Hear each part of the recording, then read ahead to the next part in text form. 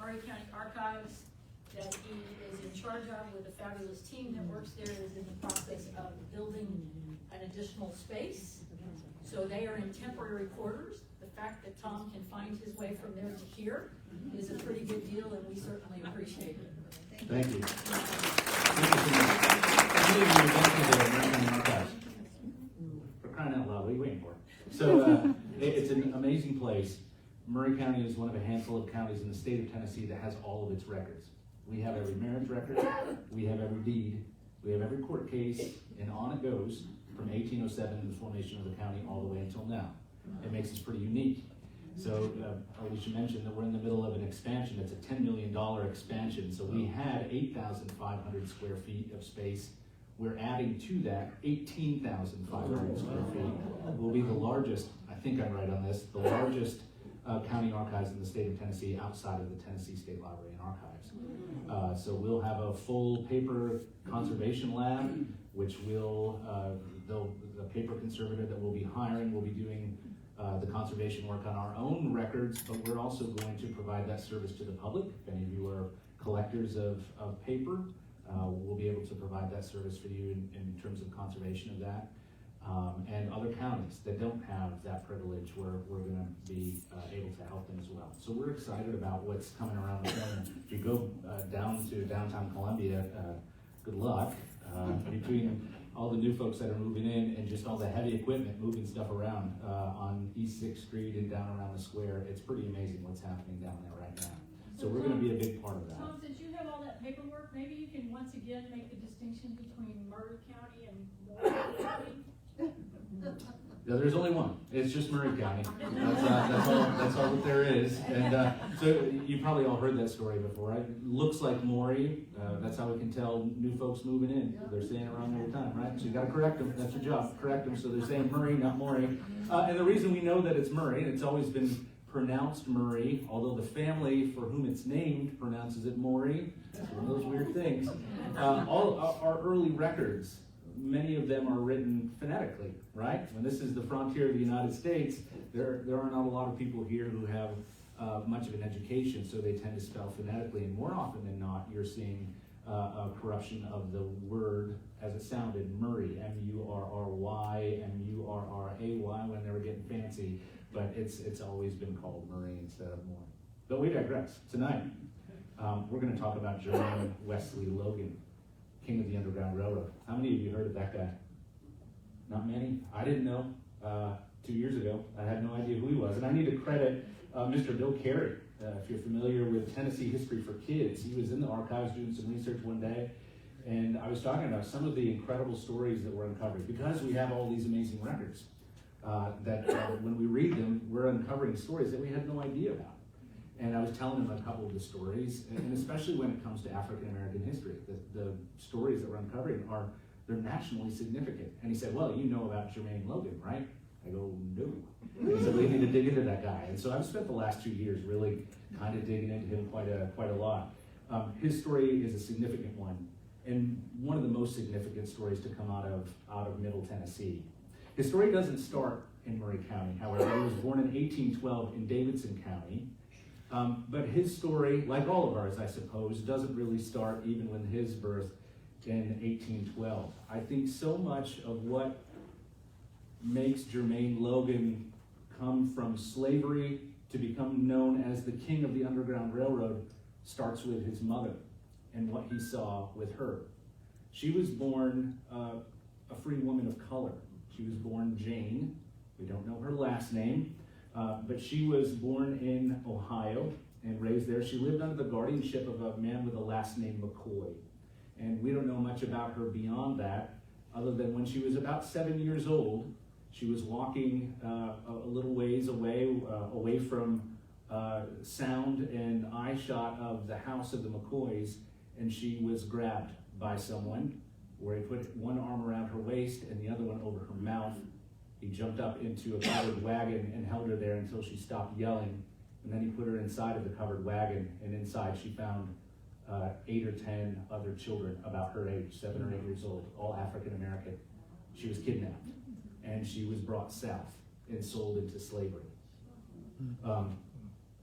She was sold, came through Kentucky and then into Tennessee, into Davidson County, where she was sold to a woman named Eleanor Logue, Logue, who was a widow. She lived with her 3 sons, Manasseh, Carnes, and David, in the Manskers Creek area of Davidson County. You might be familiar with that is. And she was scared, as you can imagine. She didn't know what to expect, but the Logues seemed very kind to her, and really probably the first kindness she had had in a number of weeks. And when she finally settled after a little bit into that space, she started telling her story. My name is Jane, and I'm free from Ohio. And their countenances changed immediately. They grabbed a whip and beat her and said, "You'll never tell this story again, and your name is now Cherry." And so when we find her in records, we don't find Jane, we find Cherry. I'm going to refer to her tonight. My own little act of defiance in her honor. We're going to call her Jane. Jane grew up in the Manskers Creek area with the Logue family, and she was trained to run their distillery, which is pretty interesting. It's not something you see very often for, especially enslaved women, taking on that kind of a skill.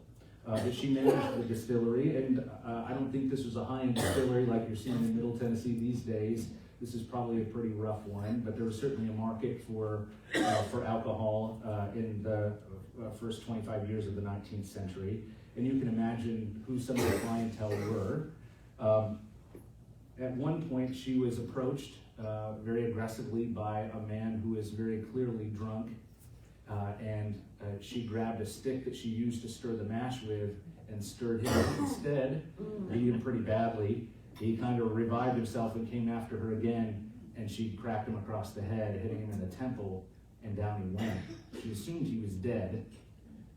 She didn't run away in fear. She went to the Logues and told them exactly what happened and said, "If it ever happens again, I'm going to do the same exact thing." It's kind of interesting because she's laying a pattern for her life. This act of defiance. I think there are 2 words that really tell us a lot about who she was. One is defiance, and the other is resistance to her station in life. And you see it again and again. Now, the man didn't die. They ran to him to check on him, kind of poked him, and he came around a little bit. He was beaten badly. It took him several weeks to recover, but it kind of became a joke within the community. And instead of getting in trouble, Jane's status kind of rose a little bit. She started a reputation for herself of a woman that shouldn't be messed with. And that would continue on. So much to the point where she became the mistress of the youngest son of the Logues, David. And the 2 of them sort of lived together as husband and wife. They had 3 children together, of which the subject of our talk tonight is one. Jarm, he was born not Jermaine Loguen, his birth name was Jarm Logue, Logue. And he was one of the children of Jane, a free woman of color turned slave, and this white man who owned them, David Logue. And they lived, by all accounts, including Jermaine's own, as a family. They would have, as I said, 3 children together, and Jarm, at that point in time, was not treated as an enslaved person. He didn't have to go work in the fields. He didn't have daily jobs to do. He grew up like a kid did, a white kid did in the 19th century. He was walking in the fields and enjoying the outdoors. He was witnessing other things, but he himself never thought of himself as a slave. It wouldn't be until he was about 10 years old that his mother actually took him aside one day. She had been beaten quite badly, and she was bleeding, and he asked, "Mother, what happened to you?" And she said, "I have to tell you something," and kind of told him at that point in time, she was beaten by David, and said, "Yes, he's your father, and he appears to love you, but you need to be careful. And you can't ever tell him that I told you this." And so that was sort of a turning point in his mind's eye where he's starting to see his life as it was or potentially could be. And it kind of changes his mindset. Again, he was treated as a son and a grandson throughout that time until Dave becomes involved with a white woman. And so his relationship with Jane sort of starts to split apart, but his relationship with Jarm sort of continues on. and again, it's a loving relationship according to Jarm. Jarm said even after he achieved his freedom that if there was something that he knew his birth father needed, he probably provided. So there was a real connection between the two of them for a little while until he got a little bit older, until Dave gets involved with a white woman, and Jane is matched with an enslaved man on an adjoining plantation, a man named Henry, and the two of them are married, and they would have at least 2 more children. We think more. The records are kind of unclear with that. But they would continue on the Logue farm in Davidson County for a number of years to come, until 1830, when David Logue fell on financial hard times and saw fit to sell all of the slaves on the farm, including Jane and Jarm and all the rest of his children. Sold them into slavery. And that's the very first time I think that Jarm understands that he's not just his son. He's being sold. Now, he had made a promise. David, had made a promise to Jane that he would free Jarm when he became an adult, but he didn't follow through. What he didn't do was just sell them on the market like he did the rest of the enslaved on that farm in Alabama. They were all put in a coffle, which means they were all chained together, and they were sent to Alabama to a slave market there where they were to be sold. But David arranged that Jane and all of her children, including Jarm, would be sold to his older brother, Manasseh, who lived in Murray County. He lived in the Bigbyville area of Murray County, and I'm terrible about slides, so let's catch up.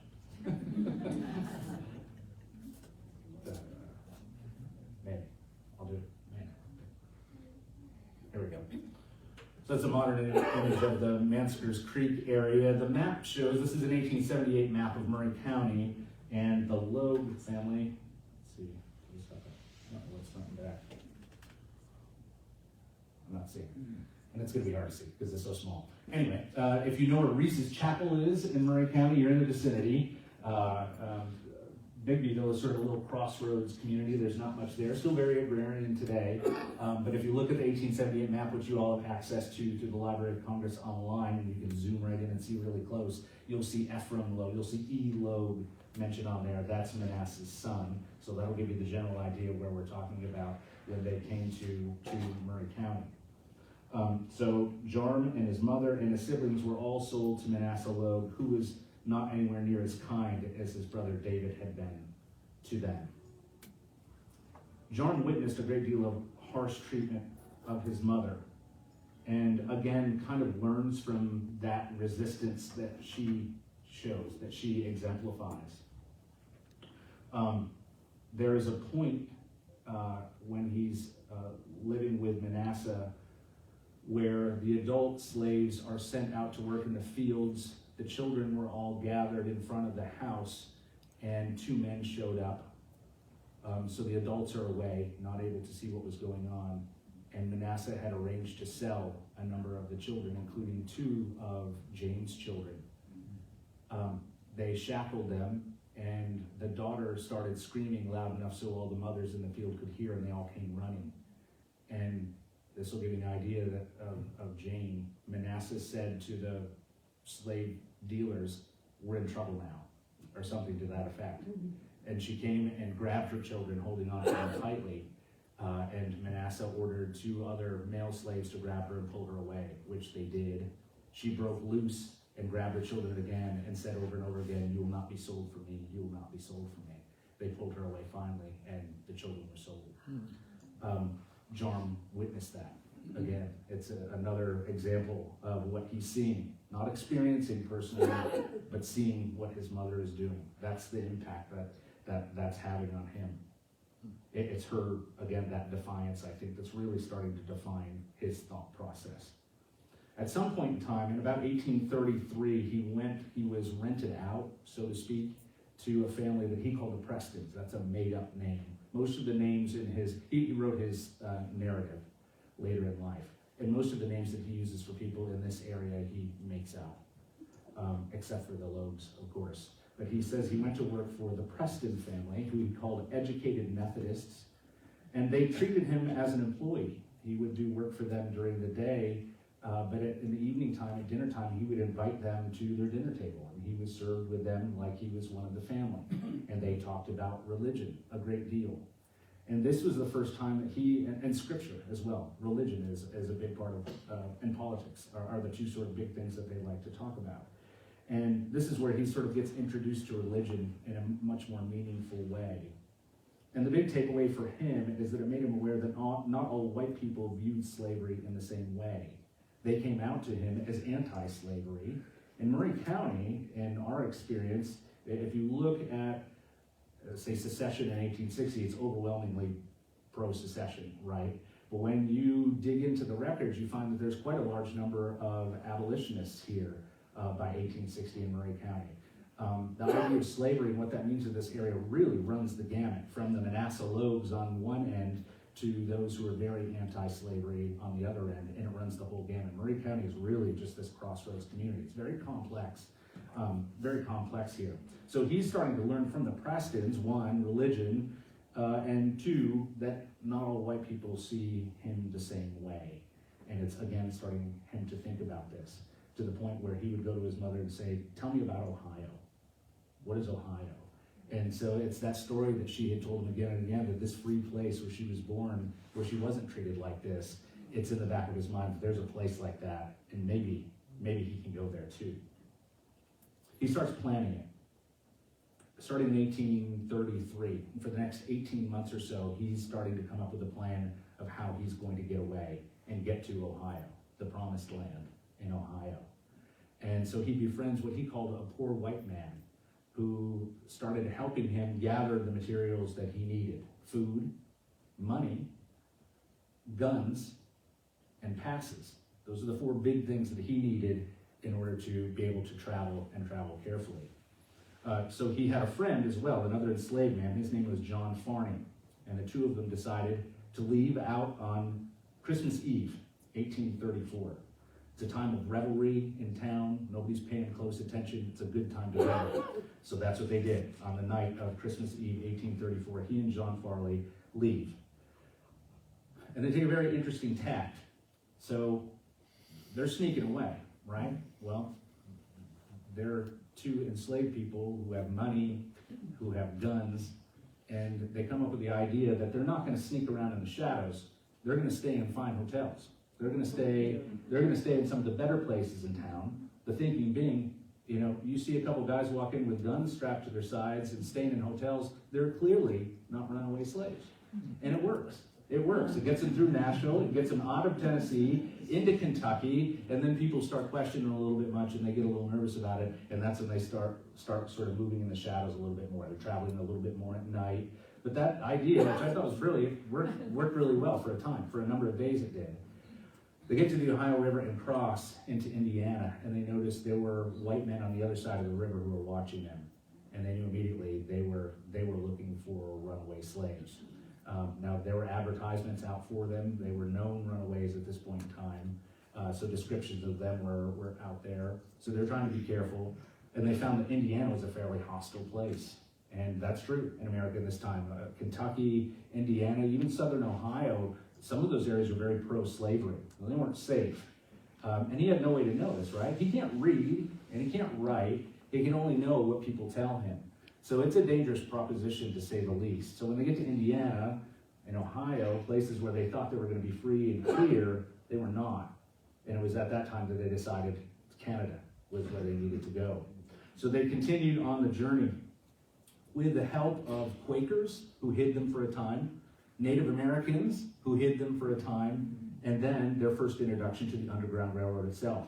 They gave them a name of a person who had a house that would be a safe haven for them. You all understand the Underground Railroad, right? It's a smuggling operation, right? It's a series of houses, safe houses that they would go to. They would get to one safe house, they would be fed, they could rest, and then they'd be given a name and an area where they need to go to next, and on they would go to the next safe house. That's how the Underground Railroad worked. Those people that passed them from house to house were the conductors of the Underground Railroad, and that's how it works. So they're experiencing that now, and it's getting them all the way to Canada. Farney lost some of his materials and decided to go back for them.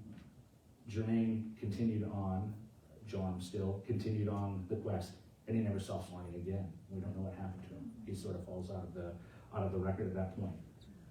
Jorm makes it to Canada and settles in Hamilton, Ontario, and starts working for a family there, cutting wood for a time. And for the next couple of years, he works, and more importantly, he learns how to read and he learns how to write. And that's the game changer for him. It becomes clear to him that the education is the key to his future. He wrote this: "Knowledge is power, and the only means whereby we shall be able efficiently to contend for our rights or to enjoy them when secured." Education becomes a top priority for him. In 1837, he left Canada, decided to come back into the United States, and he came to Rochester, New York, where he works at the Rochester House, which is a hotel right on the Erie Canal. The Erie Canal has just been finished, so you understand the importance of the Erie Canal. It connects New York City through a canal system that goes through central New York, through the main cities of Albany, Syracuse, Rochester, Buffalo, all the way to the interior. It's an economic success for the United States, right? But it makes that corridor sort of a highway, if you will. It's a waterway, but a highway also of knowledge, goods and money, but also knowledge and power. Political power sort of follows that as well. So when he comes into Rochester, Rochester is an amazing place. It's a center for all kinds of reform movements. You're going to find the temperance movement centered there. You're going to find the women's rights movement centered there as well. And of course, abolitionism. It's the home of Susan B. Anthony. It's the home of Frederick Douglass. So the great names of the age in terms of reform movements are all calling Rochester home, and that's where he comes into. In 1839, he enters the Oneida Institute, which is a very unique college. It was a labor college where they would combine academics along with learning skills.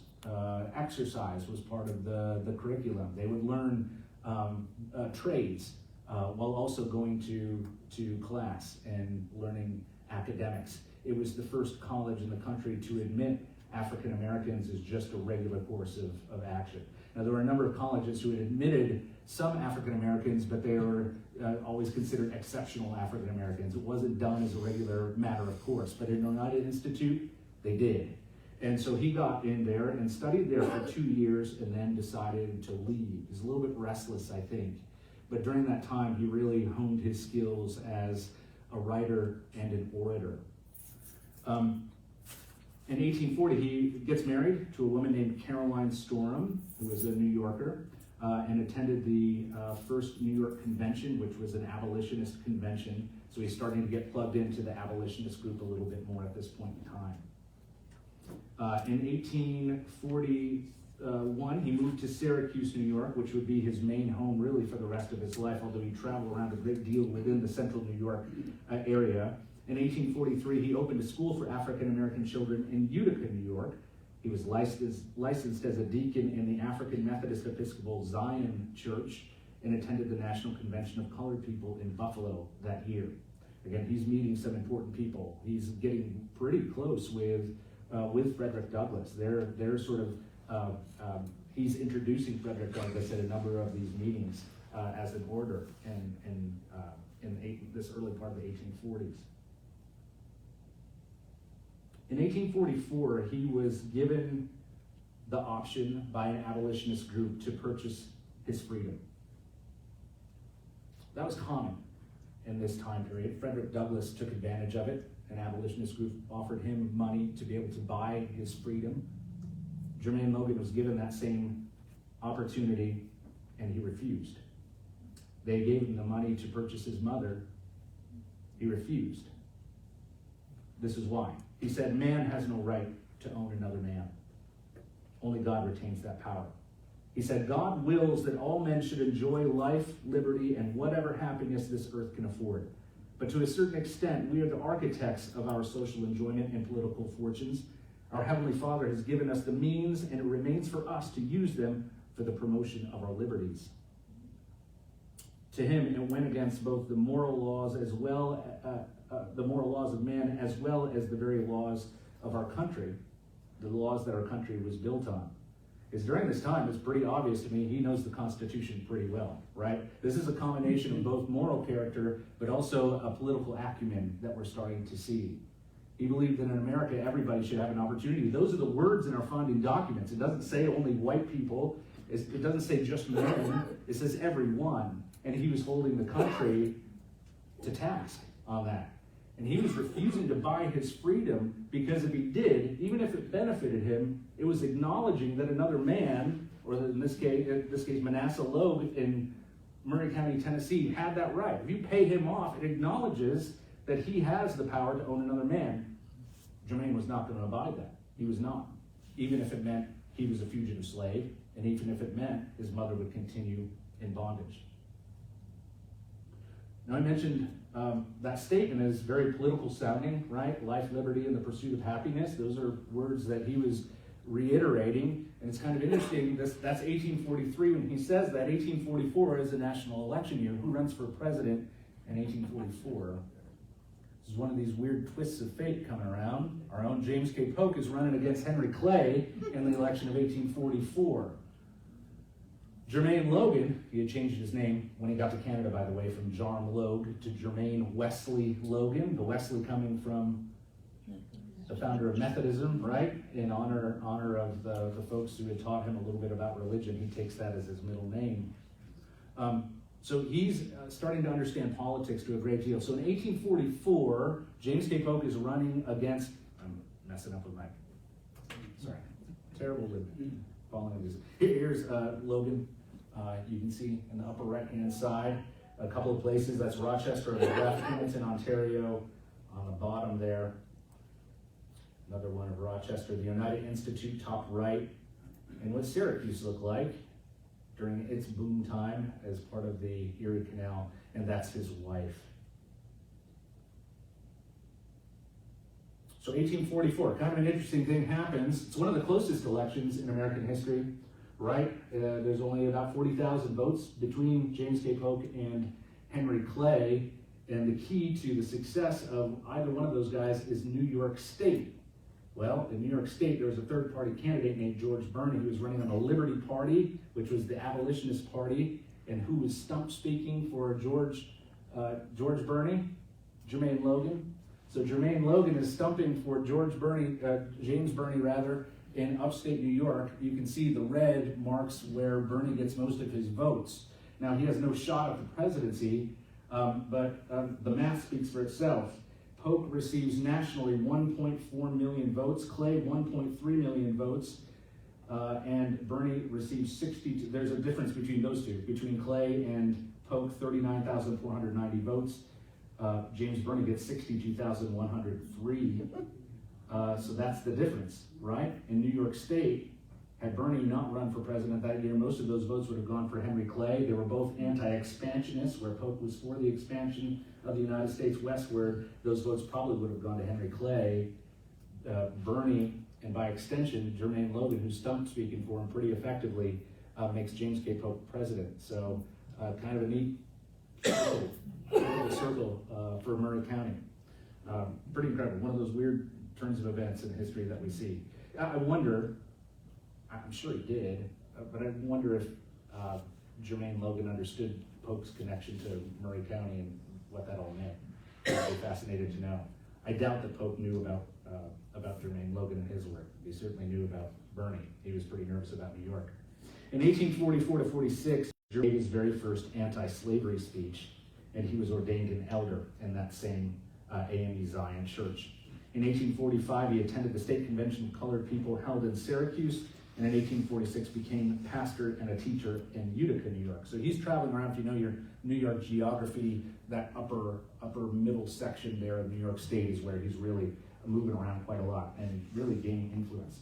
In 1848, he moved to 293 East Genesee Street in Syracuse, New York, and that would be his home for the rest of his life until his death. That same year in 1848, he assists Garrett Smith in his land distribution scheme. Garrett Smith was fabulously wealthy. He was a vocal abolitionist, and he had a plan. He owned hundreds of thousands of acres of land, and he wanted to divide it out among formerly enslaved people and give it to them. So that was his plan, and Jermaine Loguen is right in the middle of that, helping him do that. Garrett Smith wielded a great deal of influence politically, on a social level too, as a newspaper person too. Is a pretty big name. You could dig into that one on your own. 1850 changes everything. 1850, we see a new law come into being called the Fugitive Slave Law. I don't know if you're familiar with it or not. Now, the United States had a previous fugitive slave law that meant fugitive slaves could be apprehended and brought back from the North. This Fugitive Slave Law of 1850 ramps that up times 10. Here's what it says. The Fugitive Slave Act, it jeopardized all fugitives and exacerbated the issues threatening disunion. It placed fugitive cases under federal jurisdiction, giving U.S. commissioners authority to deputize any citizen to assist them in enforcing the law. You understand what I'm saying? It means any white person who knew about a fugitive slave was bound by federal law to take action. An affidavit by the claimant was accepted as sufficient proof of ownership. In other words, one person could claim that another person was their slave merely by having a signed affidavit that said so. The accused, the fugitive, had no right to testify on his or her own behalf and no right to a jury trial. Commissioners who tried these cases were paid $5 for cases in which the accused was set at liberty, $10 for cases in which slaves were returned to their masters. Penalties for attempting to obstruct this law were severe. Marshals and deputies refusing to execute warrants were liable to a $1,000 fine, and if the accused escaped for any reason, the marshal might be sued for the value of the slave. Citizens preventing the arrest of a fugitive or aiding in his concealment or rescue were also subject to a fine of $1,000, as well as imprisonment for up to 6 months for each fugitive assisted. Congress debated this measure heatedly, but in the final vote, the Fugitive Slave Bill passed the Senate 27-12 and the House 109-76. It's one of the most unjust laws the United States has ever put forward. It's absolutely incredible. But as part of a whole compromise package, they're trying to stave off civil war. They're on the edge of war, and they're trying to figure out what are the compromises, what do Southern slaveholders need in order to make that happen, and this is what they came up with. The Fugitive Slave Law itself threatened constitutional rights by suspending habeas corpus, denying trial by jury, and prejudicially paying commissioners. It undermined the integrity of republicanism, setting a dangerous precedent for the further erosion of constitutional liberties. Therefore, some people opposed the law as a travesty repugnant to the United States constitutional system. While large numbers of African Americans fled to Canada after the passing of the Fugitive Slave Law, African Americans in Syracuse resolved to hold their ground, declaring, "We repudiate the idea of flight for these reasons. First, that we have committed no crime against the law of the land. Second, resistance to tyrants is obedience to God. And third, that liberty, which is not worth defending here, is not worth enjoying elsewhere." It's a bold stand for Syracuse and other cities who adopted it as well. At a nonpartisan interracial meeting that took place October 4th, a call was made to declare Syracuse an open city, meaning that no fugitives in Syracuse would be returned to slavery. Reverend Loguen, speaking for the call, hoped that God might, quote, "grant that Syracuse be the honored spot whence it shall send an earthquake voice through the land." His denunciation of the new law was succinct. It outlaws me, and I outlaw it. It's a great statement, and one of the best of his. These are some of his compatriots in the abolitionist movement. Frederick Douglass, of course, John Brown, he knew quite well, and Garrett Smith we talked about.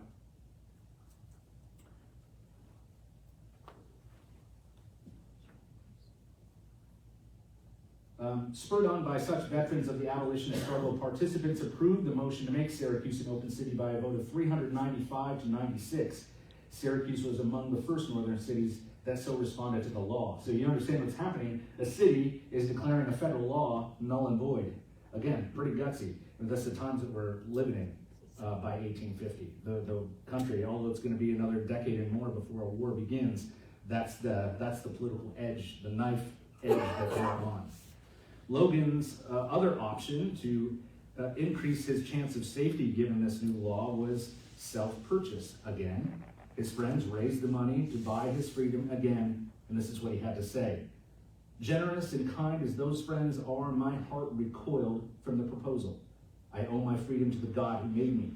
I will not, nor will I, consent that anybody else shall countenance the claims of a vulgar despot to my soul and body." The inevitable was going to happen. Of course, a fugitive slave was going to be taken in Syracuse and test their resolve at the end of the day. In October of 1851, William Henry, a formerly enslaved man who went by, who had a previous name, a slave name of Jerry, was captured and jailed. He thought he was being arrested for a minor offense. When they got him in jail, it quickly became clear that they had arrested him as a fugitive slave. By this time, the town was prepared, and Jermaine Loguen was in the center of the action. He formed a vigilance committee, so they knew when this thing happened, they had a plan. Their plan was bust him out of jail. They broke through the side wall of the jail and hauled Jerry out and snuck him out to Canada. It worked perfectly, except somebody fell down some stairs, and they blamed Jermaine Loguen, who got arrested for attempted murder. Nobody died. And obviously they were pretty trumped up charges. Nobody actually saw Jermaine Loguen inside the building, but it left him with no choice. And he also ran to Canada. He wrote a very poignant letter to the governor of New York saying, "I'm in Canada. I find it odd that I have to go to a place that's ruled by a monarch to find life, liberty, and the pursuit of happiness." The governor never responded. And he decided he was going to come back to Syracuse and trust that his friends in that city would protect him. They did. He would befriend another guy who would work pretty hard with him on the abolitionist movement named Hiram Wilson. He was already, but would become a prominent politician, eventually vice president under President Grant. So he's really rubbing elbows with the main abolitionists of the time period. He's right up there. And again, Frederick Douglass and he are traveling together. He's often introducing Frederick Douglass at large rallies for a time. He becomes a pastor at the People's AME Zion Church in Syracuse through the 1850s and into the 1860s. From 1852 until 1861, he is an agent for the Underground Railroad system in Syracuse. So here's the crazy thing. He advertised that he was a conductor on the Underground Railroad and his home was a haven in the newspaper. Now, we talked about the Underground Railroad and how that works. The only way that works is through secrecy, right? This is a smuggling operation. You're trying to sneak people out of the South and move them through North. You can't tell them where they're going to be. He did. He didn't care. He advertised his home as a safe haven in the newspaper in Syracuse. It's absolutely unbelievable. According to Dr. Carol Hunter's 2013 biography of Loguen called To Set the Captives Free, Logan's life was characterized by flamboyant, almost reckless independence in the face of persistent, haunting fear.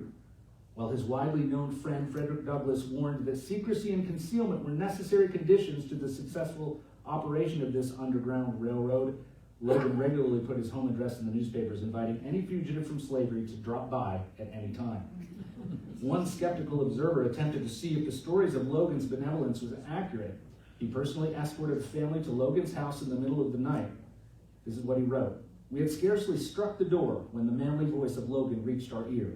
A light was struck in a moment. The door opened and the whole company, the writer included, were invited in. Candles were lighted in different parts of the house, fires kindled, and the whole company made perfectly at home. The reception was a whole-souled and manly one, worthy of the noble reputation of Brother Loguen, and showed that he remembers his brethren in bonds as bound with them." In 1855, he worked to organize the Radical Abolitionist Party in Syracuse. In 1856, he established a home for fugitives in Canada. In 1859, he published his autobiography called The Reverend J.W. Loguen as a Slave and as a Freeman, a Narrative of Real Life, which you can view online. Read it on your own. I encourage you to do it. He became an overnight success. That book was a bestseller, right up there with Frederick Douglass's own works. It was published and republished in newspapers all across the country, and he became a household name, at least throughout the North. But we know it actually made it south as well, because it was within a few weeks of his book being published that he got a letter from Sarah Logue, Manasseh's wife. She wrote to him. I'm going to read it. Bear with me. It's a good one. February 20th, 1860, to John. "I now take my pen to write you a few lines to let you know how well we all are. I am a cripple, but I'm still able to get about. The rest of the family are all well. Charity is as well as common. I write you these lines to let you know the situation we are in, partly in consequence of your running away and stealing old Rock, our fine mare. Now remember, this is 30 years after you left. Though we got the mare back, she was never worth much after you took her. And as I now stand in need of some funds, I have determined to sell you. And I have had an offer for you, but did not see fit to take it. If you will send me $1,000 and pay for the old mare, I will give up all claim I have to you. Write to me as soon as you get these lines and let me know if you will accept my proposition. In consequence of your running away, we had to sell Abe and Ann, those are his siblings, and 12 acres of land. And I want you to send me the money that I may be able to redeem the land that you was the cause of our selling. And on receipt of the above named sum of money, I will send you your bill of sale. If you do not comply with my request, I will sell you to someone else, and you may rest assured that the time is not far distant when things will be changed with you. Write to me as soon as you get these lines. Direct your letter to Bigbyville, Marin County, Tennessee. You had better comply with my request. I understand that you are a preacher. As the southern people are so bad, you had better come and preach to your old acquaintances. I would like to know if you read your Bible. If so, can you tell me what will become of the thief if he does not repent? And if the blind lead the blind, what will the consequence be? I deem it unnecessary to say much more at present. A word to the wise is sufficient. You know where the liar has his part. You know that we reared you as we reared our own children. That you was never abused, and that shortly before you ran away, when your master asked if you would like to be sold, you said you would not leave him to go with anybody. Sarah Loguen. She sent that to him, February of 1860. He wrote back on March 28th.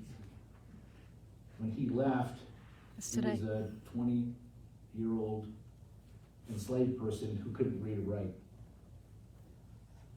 Yours of the 20th of February is duly received, and I thank you for it.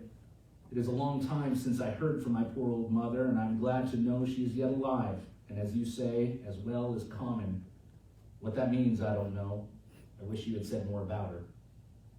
You are a woman, but had you a woman's heart, you could never have insulted her brother by telling him you sold his only remaining brother and sister because he put himself beyond your power to convert him into money. You sold my brother and sister, Abe and Ann, and 12 acres of land, you say, because I ran away. Now you have the unutterable meanness to ask me to return and be your miserable chattel, or in lieu thereof send you $1,000 to enable you to redeem the land, but not to redeem my poor brother and sister. If I were to send you money, it would be to get my brother and sister, and not that you should get land. You say you are a cripple, and doubtless you say it to stir my pity, for you know I was susceptible in that direction. I do pity you from the bottom of my heart. Nevertheless, I am indignant beyond the power of words to express that you should be so sunken and cruel as to tear the hearts I love so much all to pieces, that you should be willing to impale and crucify us out of all compassion for your poor foot or leg.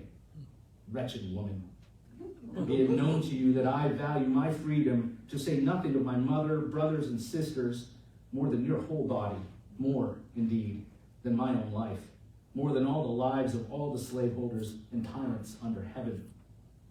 You say you have offers to buy me, and that you shall sell me if I do not send you $1,000. And in the same breath, and almost in the same sentence, you say, you know, we raised you as we did our own children. Woman, did you raise your own children for the market?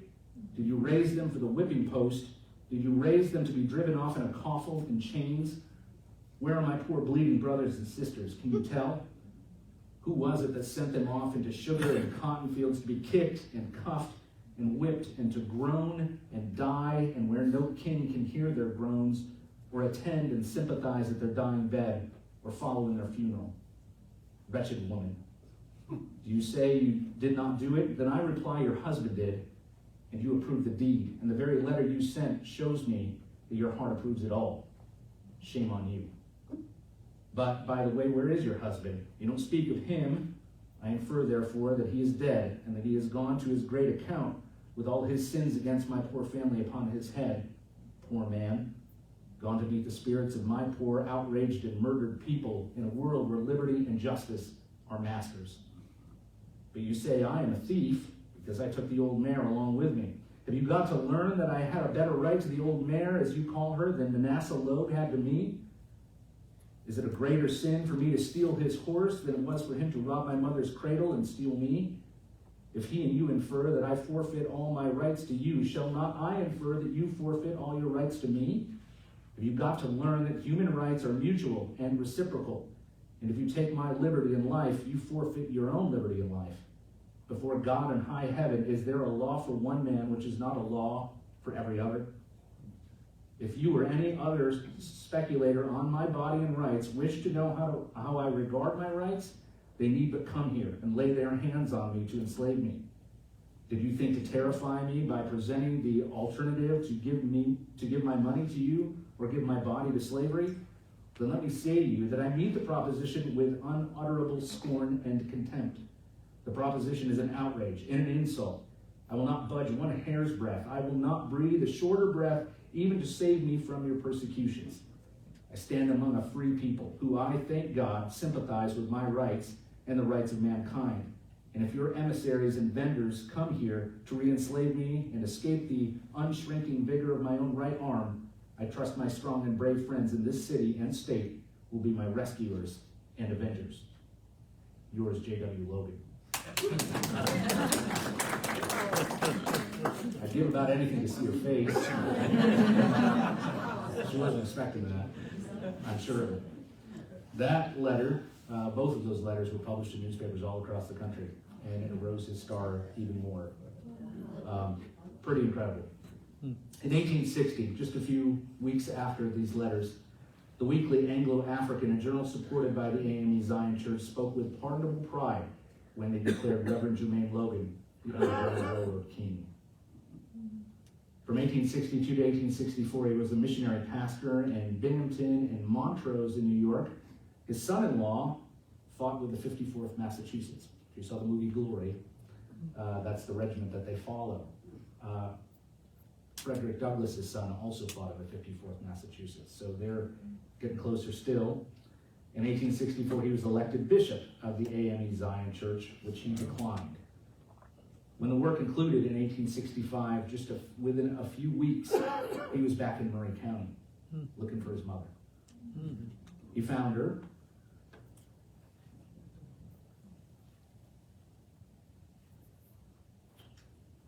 That's a description of him. That's the cover of his narrative.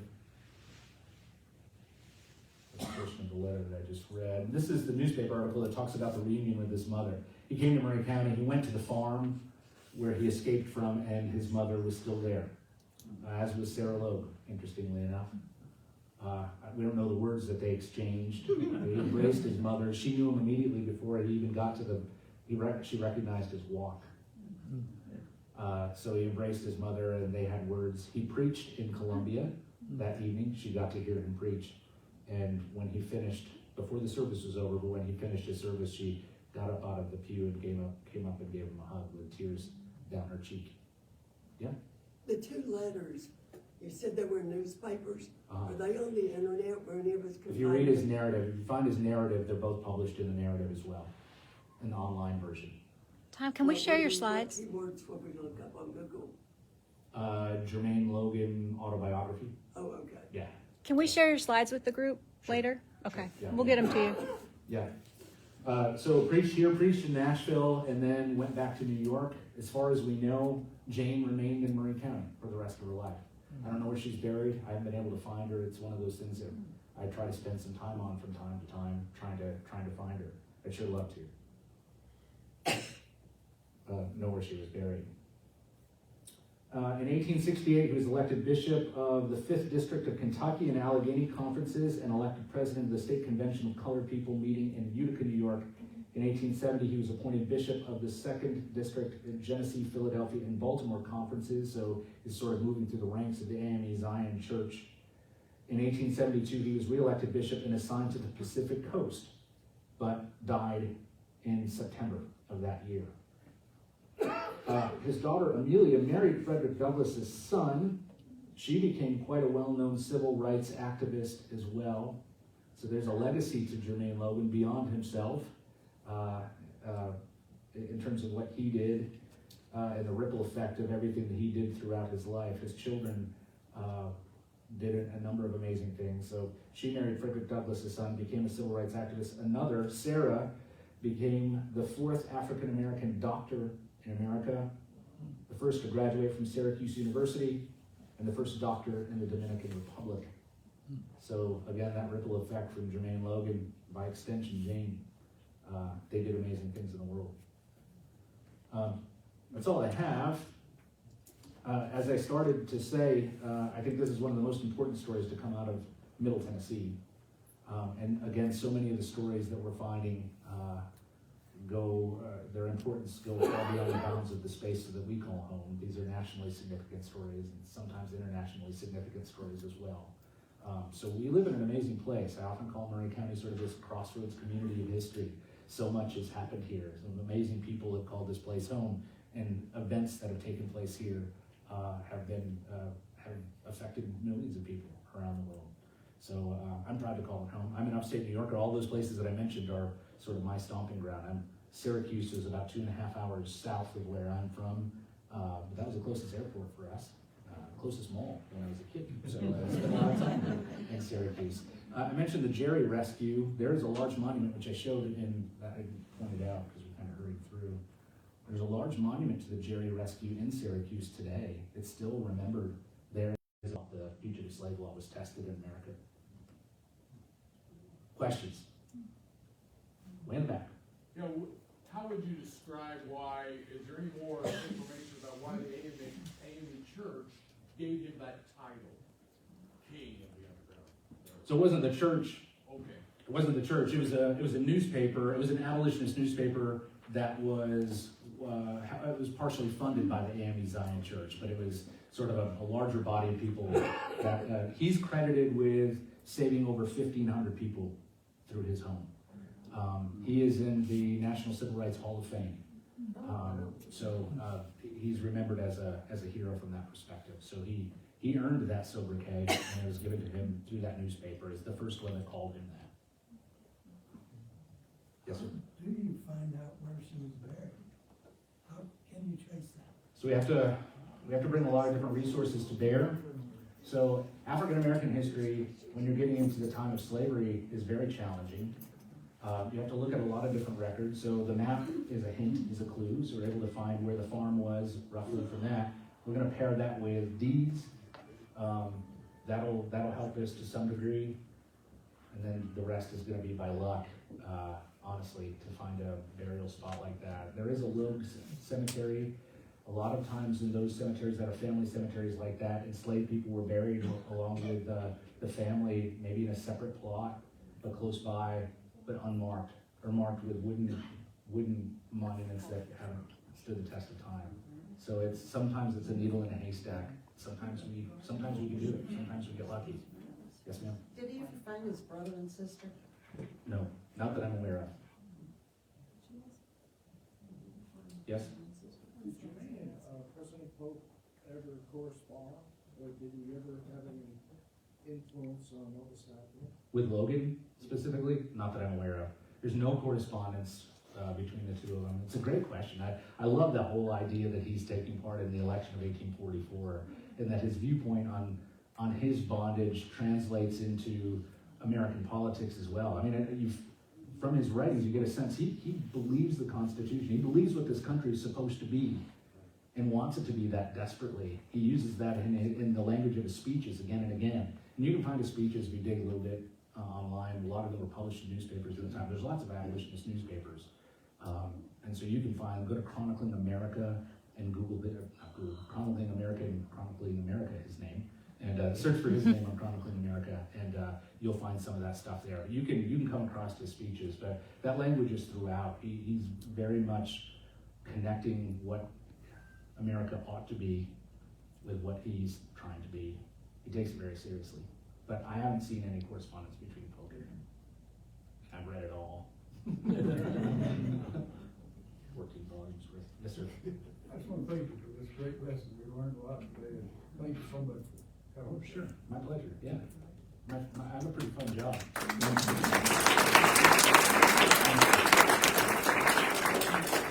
Obviously, the letter letter he received back was real easy to publish. Do you ever know how the letter he sent to, was it Sarah was her name?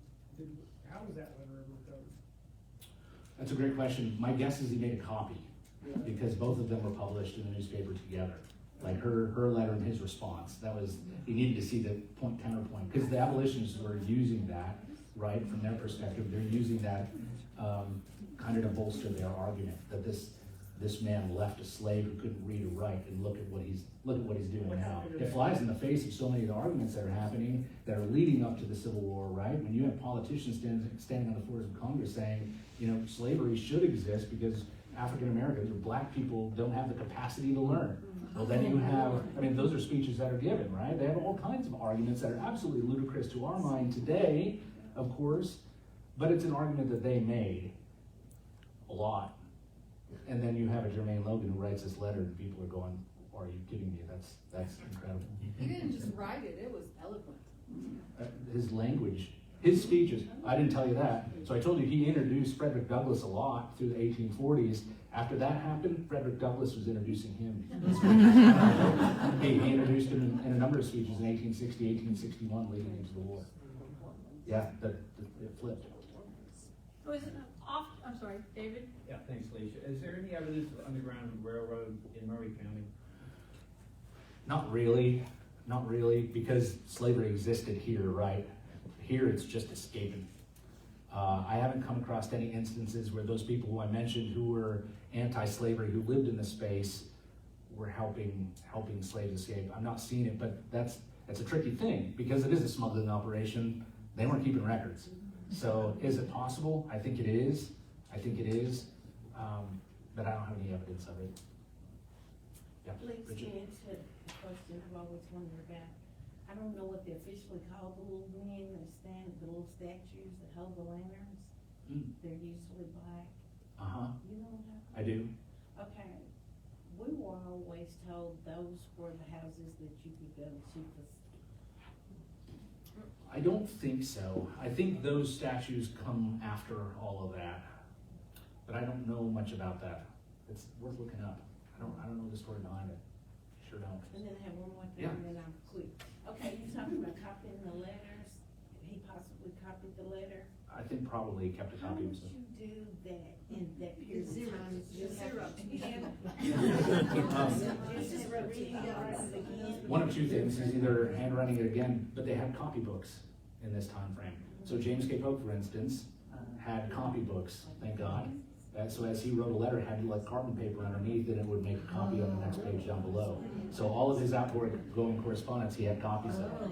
So yeah, so that was a thing even then. Yeah. I think we have one back here and one. Yeah. How do we find a list of the ones who are the abolitionists here in Murray County? There's no list. There's no list. We come across them from time to time. So after the war, a lot of people were making claims to the federal government for damages that happened during the war. That was one of our house. They had to write what their allegiance was a lot of times. Now, a lot of them lied, so you have to be careful with that. But some of them would come with a number of other letters of neighbors and that kind of thing that would say he was definitely against secession. So you can sort of parse through that if you're following the language, and you have to kind of be in it. But that's digging deep, looking through that. There's been no compiled list, and not really much has been written about that. It's one of the things I'd like to write about at some point in time, because it really runs the gamut here for people who are really benefiting from slavery and the economy. Murray County was the wealthiest county in the state of Tennessee in 1860 because of slave labor and the land. The land is so prosperous here, right? It's some of the finest growing land anywhere in the country. So that whole, especially that area between Columbia and Mount Pleasant, which would become phosphate land later on, right? Phosphate is one of the main ingredients in fertilizer. It's naturally occurring here. So that bumper crop after bumper crop for 150 years in that space. So it made fortunes happen here. So this is a wealthy place because of that. So you have that end of things, but then you have other folks too. I'm not going to be able to come up with his name. he was the most outspoken. He was born in the Zion area, went on to be a United States congressman leading up to the Civil War, and became one of the most vocal anti-slavery people here in Murray County. His house was almost burned down on a couple of occasions. His life was threatened any number of times. And then in 1868, when African Americans had the first opportunity to vote, he personally escorted 2,000 of them to the courthouse square in Columbia to see that they got an opportunity to do so when that whole turbulence was happening too. Tom, on that subject, I can't think of his name.